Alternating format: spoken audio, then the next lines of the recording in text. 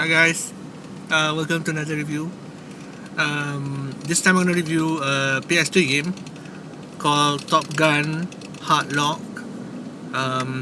There are two Top Gun game I realized that came out quite one after another. One is just called Top Gun. The second one that I bought was Top Gun Hard Lock. Um, I am enjoying this game so far. What the game is about, it is post Top Gun. It's like Top Gun 2. Maverick is your instructor, and you are the hot rod pilot.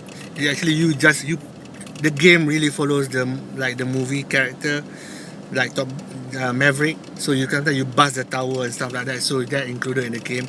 Everything crazy about Top Gun is included in the game except for the volleyball games. I don't know if there's an Easter egg somewhere in the game, but so far it isn't. The story is nothing to shout about, which surprisingly, I'm 50-50 okay about it, which surprisingly, because I always keen on the story. But what I do like about the game is it is arcade. If you want to play an arcade flight simulator, Top Gun Hard Lock is it. This is better in my opinion than Ace Combat 5. I have to admit that Ace Combat 5 is rooted in reality, unlike the previous Ace Combat, which happened in the future or Japanese fantasy scenario. And the Ace Combat 5 series has been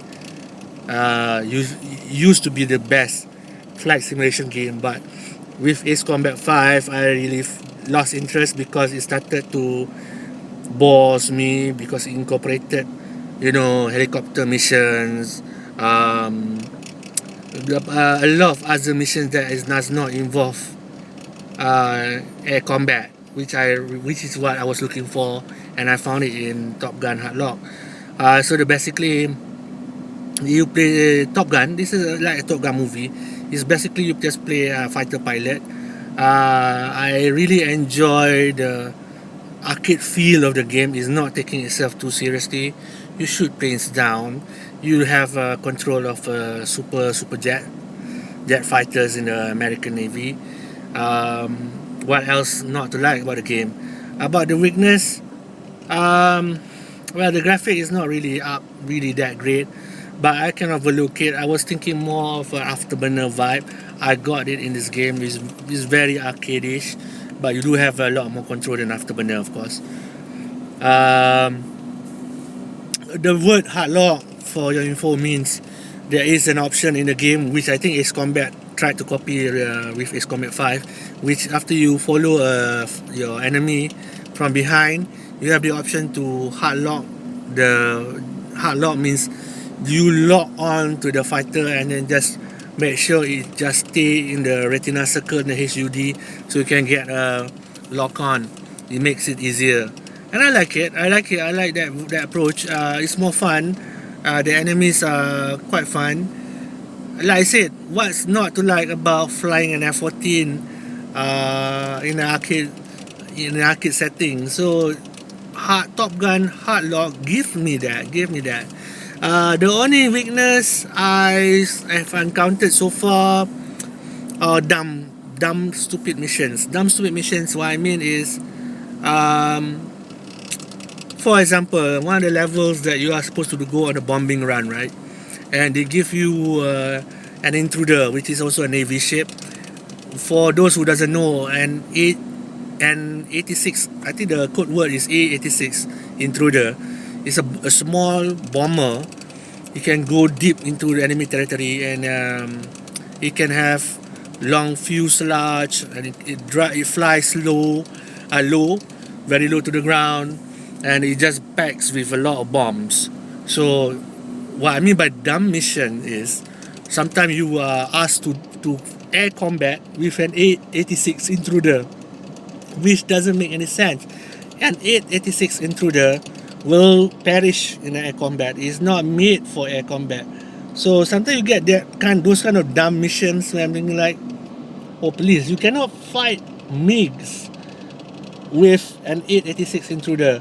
Usually in a military mission, for your information, the 886 intruder is always escorted by interceptors like the Air Force, and then the F-14s, right now the F-18s. So, because I'm a military buff, so I like this modern warfare and jet warfare and games, and so I noticed this kind of thing. So it's like, okay, that's a dumb mission. Uh, Still, it doesn't.